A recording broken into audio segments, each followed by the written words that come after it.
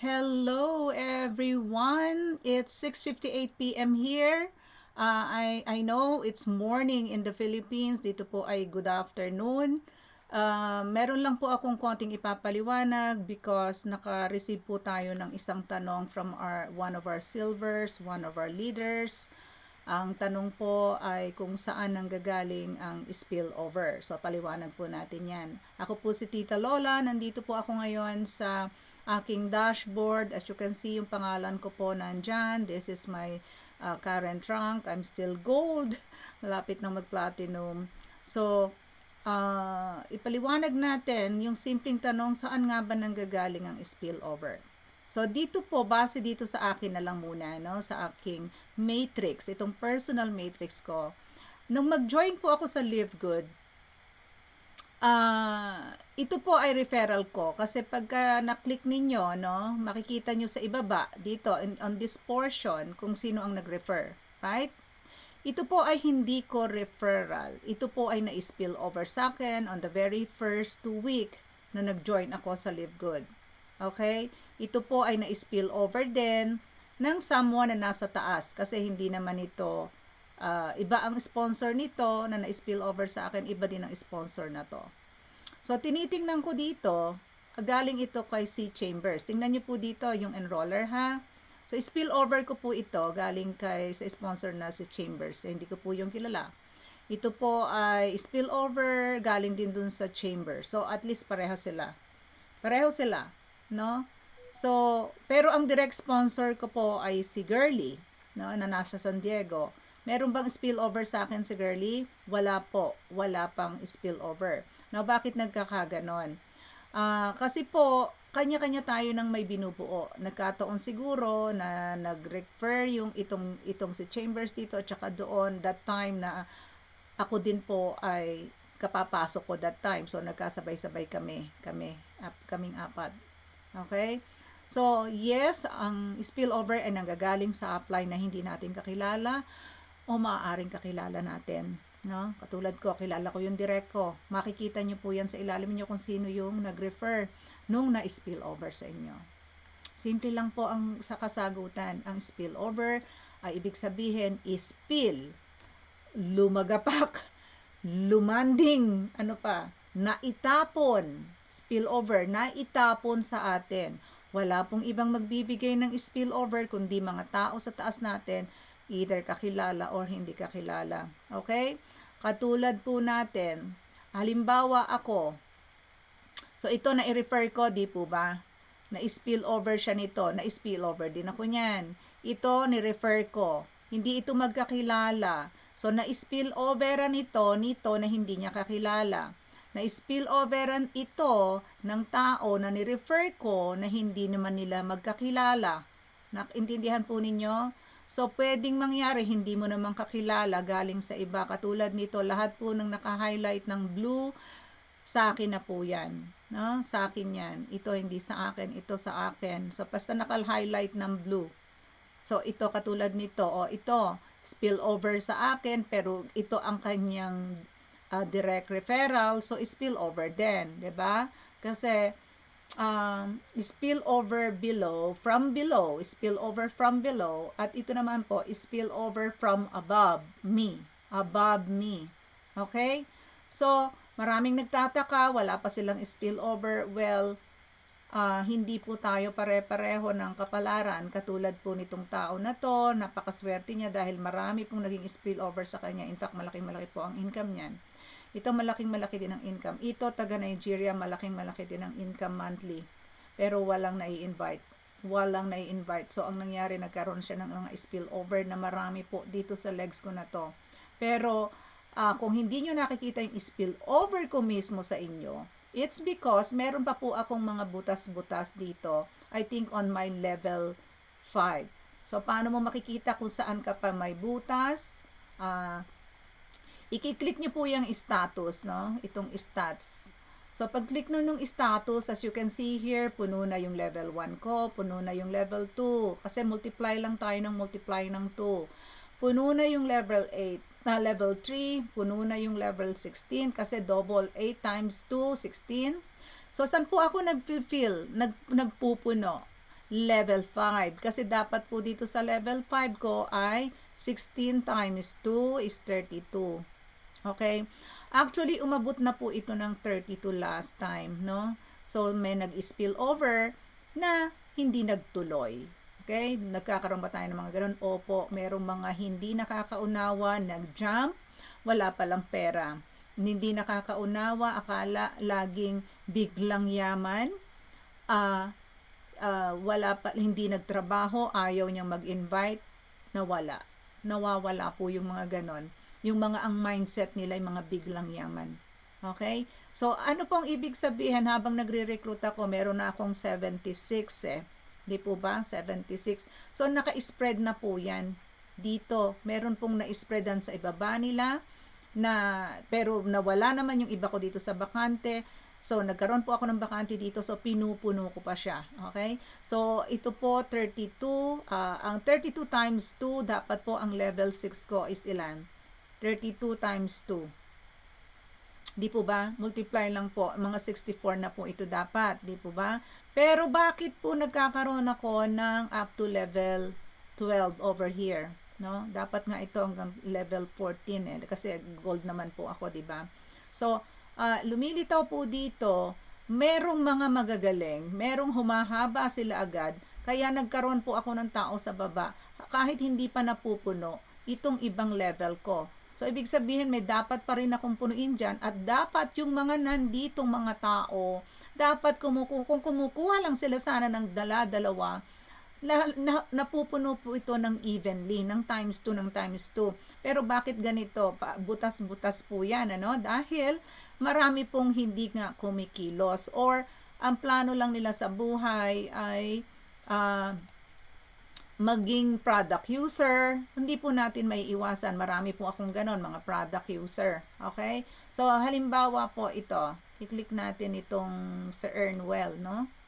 So, si Earn Well po, nakukumpleto na din siya up to the 3rd level niya. So, tingnan natin dito. Pang ilang level ko na yon. Kompleto na din ito. So, sabi ko nga kanina, sa level 5 po ako, no? Ano po tayo? Ayan. So, ito po yung 1, 2, 3 ko sa left ng level 5. Meron akong bungi pa. Okay, balik po ako sa taas. And then, dito po, punta ako dito sa level 1, level 2, I think over here, level 2. Okay, sa level 5 ko po ito, 3 kanina, plus 3 dito, 4. 1, 2, 3, 4. Kung ako po ang magre-refer, yan ang i-fill ko, yung nasa bakante. Pero kung magre-refer mismo itong mga tao na to sana, so puno na po yan, hindi ko masyadong responsibilidad, hindi po ba? Ganun po ang ibig kong sabihin. So, katulad nito, yung bandang dulo, yung Nigeria. So, kung titingnan ninyo, maraming laman. Tingnan natin yung kabilang dulo niya. This one, marami na din itong laman. So, may isa pa ako ditong pupunuin. Kung magre-refer itong babae na to sana, so at least hindi na ako ang magpupuno po. Di po ba? Kaso yan po ay waiter din eh. Spillover waiter. Kaya po napakabagal natin dahil ang mga nakukuha po natin ay mga product user sometimes or mga spillover waiter. Now, isipin po ninyo ngayon, halimbawa, no? Meron bang spillover na manggagaling sa company? Meron po. Meron po. Halimbawa, isipin nyo, ito yung company. Okay? Ito yung company, ito si Team Miller, and then another group sa company or so, hindi natin alam kung sino nalagay dyan. Under Team Miller, maraming na din po yan, nag-branch out yan, sila Christopher, yung leader natin, halimbawa, nandito, Diamond leader natin, so mahaba din po yun, hindi ko kilala kung ilan. So, si company, ang ibig ko lang pong sabihin doon, kung si Team Miller na puno niya ito, maaari, na nandito tayo, pero si company may pinupuno pa din siyang level niya. Nakuha nyo? So, kung ano yung butas ni company, lahat ng nagre-register under that company, malayo-layo pa po tayong malagyan. Kasi, napunta po tayo kay Team Miller na humaba eh. Kung manggagaling po sa company yon, matagal tayo makaka-expect from the company. Nakuha nyo? Kasi, nandito tayo halimbawa kay Team Miller, no? Halimbawa, puntahan ko tong baba dito. Sino ba? More or less dito tayo, mag-sample tayo na bumaba ako ng bumaba, bumaba ng bumaba sa itaas nitong tao na to, si Tim Miller. Halimbawa, nandito po ako, no? Nandito po, mahaba pa po yan, marami po yung naging branch ni Tim Miller, no? Hindi po nakadikit yung mga Crown Diamond sa Pilipinas. Hindi yan nakadikit kay Tim Miller, nandito pa po yan. So, big sabihin, kahit na nire-report ng company na meron na tayong 1.5 million, katao, yung 1.5 million ay napuno dito, no? Hindi yung 1.5 na yon ay dinidistribute sa bawat ganyan. Syempre naman po, papakinabangan yun ng kung sino man ang nag-recruit sa kanila. So, in total, in general, 1.5 tayo, pero dahil yon ang count na yon ay galing dun sa kanya-kanyang team, kanya-kanyang matrix. Nakuha nyo po? Nakuha nyo po yung ibig kong sabihin, ano? So, kung di nyo makuha, medyo, saan na ba itong aking pointer?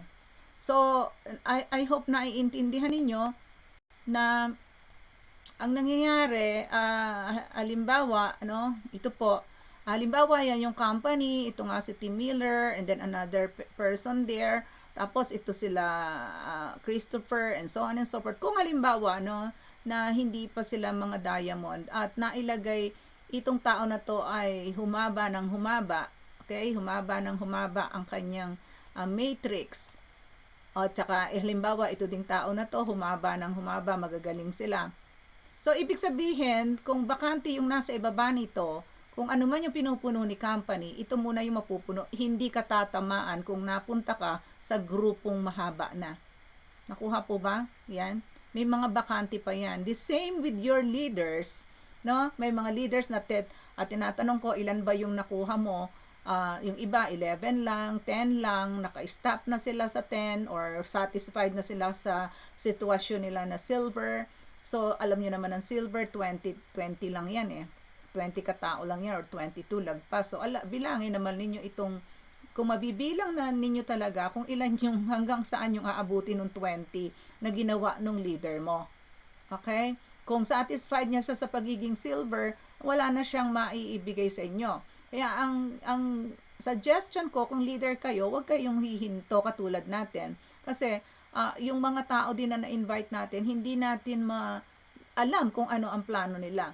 So, ang ginagawa natin, minomotivate natin ang bawat isa to consider this business, this Live Good as a business, as a real business, no? Meron kang sarili mong, halimbawa, outlet mo ng food outlet, no? Restaurant. Papalaguin mo 'yan, paparamihin mo yung iyong subscriber. Paparamihin mo pala yung iyong suki ng iyong tindahan. Hindi ka pwedeng matulog. Di po ba? Kasi ang nangyayari sa iba, naghihintay sila ng spillover ng kanilang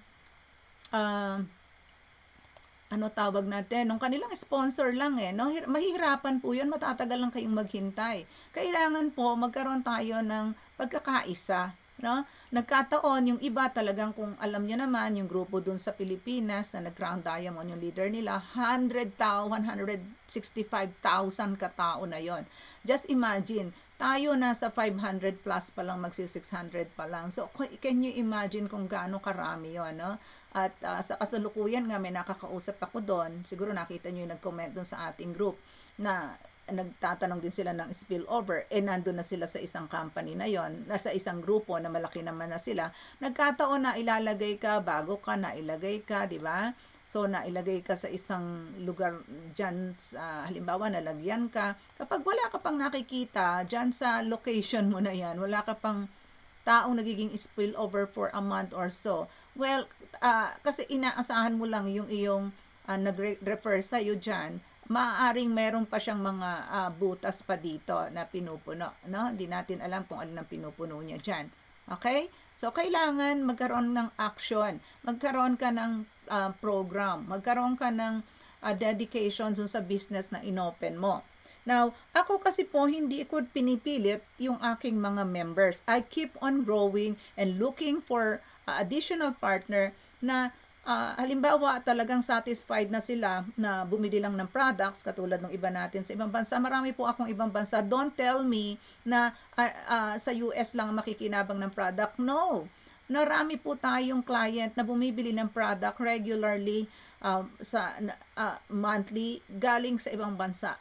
Australia, Canada, kung saan-saan po. Hindi lang dito sa USS. Wag po kayong masyadong mag-focus sa business side lang ng recruitment, no?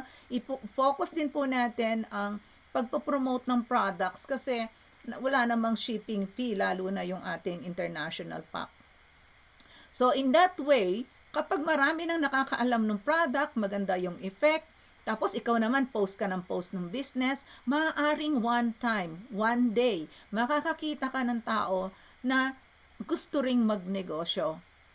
Di po ba? Ganun po yon. Kasi mas maganda para sa akin na malaman ng mga kamag-anak mo, kakilala mo, kahit sino pa man na ikaw ay nasa Live Good. Huwag niyo pong intindihin ang sasabihin ng iba.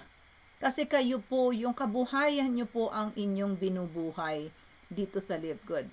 Okay? Yung sarili niyo po, no? At huwag po kayong nakikinig sa mga negatibo na out there kasi ikaw mismo magpaplano sa sarili mo. Ikaw mismo mag-iisip ng goal mo. Okay? So, wala na pong ibang negosyong napakamura, napakababa.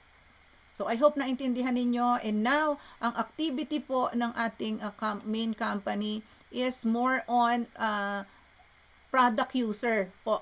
Okay na po sila sa dami ng ating 1 million plus affiliates. Dahil alam nila yung 1 million plus affiliates na yan, I will continue, kahit po sabihin natin kalahati lang ang talagang nagko-continue promoting the products. At least may partner na talaga ang Live Good. At alam natin makikilala at makikilala in every household ang Live Good, ang pangalan ng Live Good. Okay? So, ang promotion po ng Live Good ngayon, ng main company, no, ay makakuha ng mas maraming gumagamit ng product. So, ang focus po nila ngayon, yung mga ads nila ay mga products. So, kaya mas maraming makukuhang members ay mas maganda. Kasi talaga naman pong yung membership club. Tayo naman na nagpa-member at nag-affiliate, nakinabang tayo ng maaga dun sa in-offer na negosyo ni Live Good. Okay? So, ano pa? So, tayo po na nandito sa matrix na hindi pumapalya, no? Na nailagay sa matrix. Kayo na mga nalagay sa matrix. Yung pong ginagawang programa ng ating main company dito, no, yung pagpo-promote nila ng member, makakuha ng maraming member. Alam niyo po, yung member na yon madi-distribute sa atin ng mas mabilis. Okay? Kasi medyo mas I think on the average 7 million po ang networkers sa buong sa buong sa buong US, no? Sa Pilipinas maraming networkers. There are 10 million nga dun sa isang grupo ng networking company na I think more than 25 years na yung company na yon. Kilalang-kilala naman po, pa sila sa arena sa pagka may event sila nung araw, pero bumababa na din po sila, nagbago na rin ang pangalan para maitago dahil wala na rin silang ma-refer o ma-recruit, no? So at ang karaniwan sa leaders nung company na sinasabi ko, nandito na din po sa Live Good. Okay? So, mabilis kakalat si Live Good at tayo ay makikinabang dahil tayo yung mga nauna. In networking company, I will tell you, kapag po pumasok ka within 5, kung papabayaan mo yung iyong matrix, yung iyong membership, guys, at aalis ka dito, ang growth ng networking company, sasabihin ko sa inyo, within 5, nagiging plateau yan, nagiging plateau. Okay, nagiging plateau ang movement, no? Ang movement. Kaya kung tutuusin, alam po yan ni CEO, alam niya yung pinag-aralan niya yung mabuti. Kaya sinasabi niya sa ating lahat, pumasok kayo within the 2 years, no? Up to 5 years na yan na halos dodoblehin ang dami ng tao, ang dami ng mga user at members dito. Mas makikinabang po tayo mga nauna. Ang labanan po dito, wag kang mainip. Okay, wag kayong mainip kasi napakamura lang naman na nakapital itong ating binabayan na 500 plus o 600 plus sa Pilipinas, no? Alisin niyo po yung negative mind ninyo. Ang isipin niyo po yung malaking future na ginagawa ng ating company, no? Na ano tawag natin dito, na talagang pinipilit ng ating company na matulungan, lalo na yung mga hindi po mga networker, yung mga average tao ang gusto nilang matulungan, ang gustong matulungan ni CEO. Okay? So, I hope na intindihan ninyo ang ibig sabihin nung spillover na yan na nagiging controversial sa iba. Kung ikaw po ay nasa bandang dulo, no? Bandang dulo ka, halimbawa nitong linya na yan, may mga dulo-dulo na, ito wala pang nakalagay. Kung ikaw po ay, ito halimbawa lumago na dito, ito mahaba na po ito mahaba na yung mga yan. Ito maigsi ata. No, itong mahaba din. Pero isang leg niya, wala siyang nire-invite pero kumikita po ito monthly ng around $40 na ito ha. Yan pong mga naunang nagsisama sa akin. Ayan, kumikita na po yan. Yan, mga wala pong invite yan. Kumikita po yan ngayon dahil sila po yung mga sumali sa akin kaagad So, ang ibig ko lang pong sabihin, kung ikaw halimbawa, ulitin ko to. Halimbawa, humaba na to, humaba na din to, humaba na yan, Ikaw, kung wala ka pang nakikitang tao dyan sa iyo, gumawa ka ng paraan. Okay?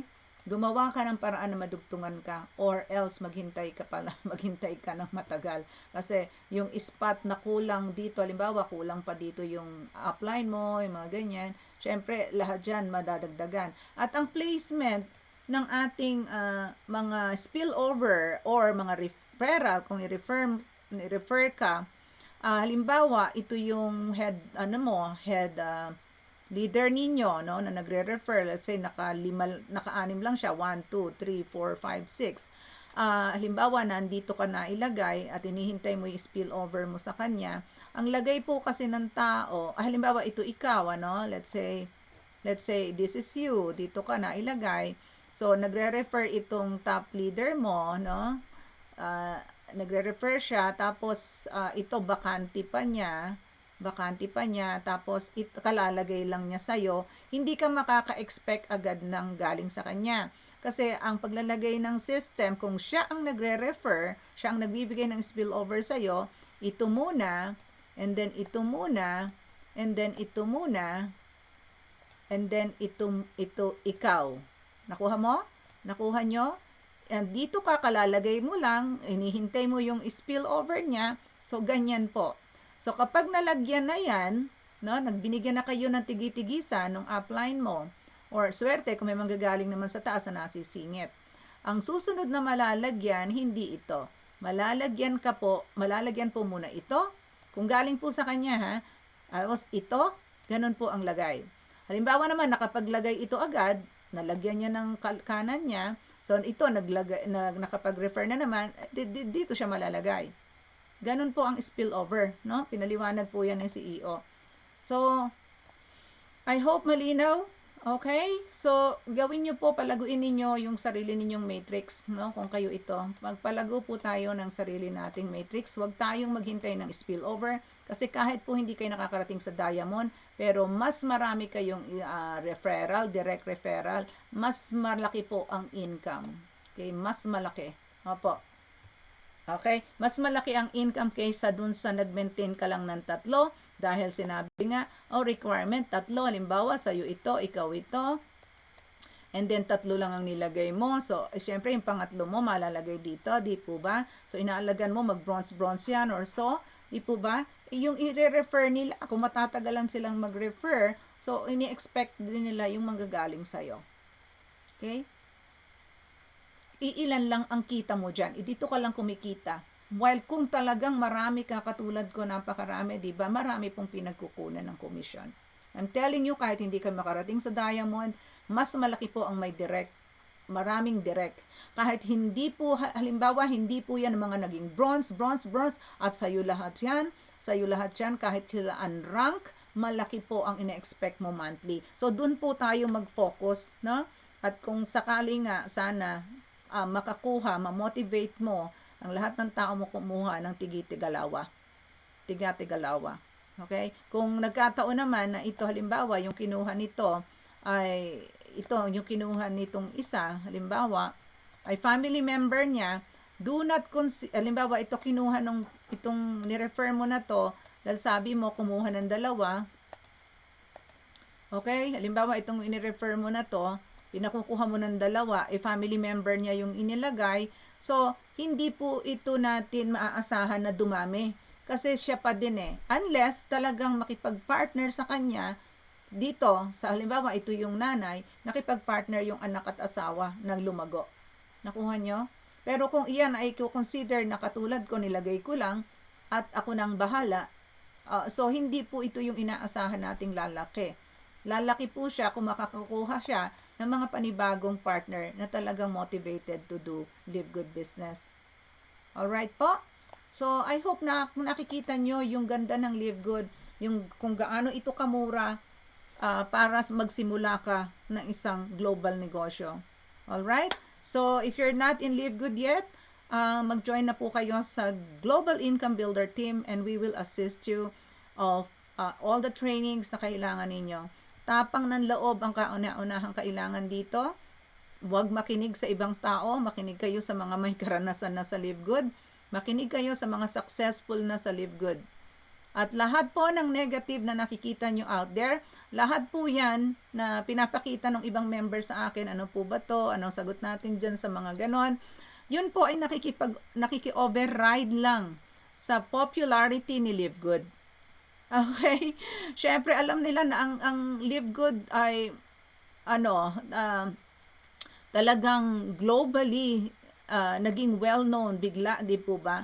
So, maraming website na ginagawa ngayon para at nagkakaroon sila ng topic about Live Good because alam nila magre-research ang tao at makakakuha sila ng mga follower, makakakuha sila ng mga viewers ng kanilang website. Yun po ang trabaho niyan.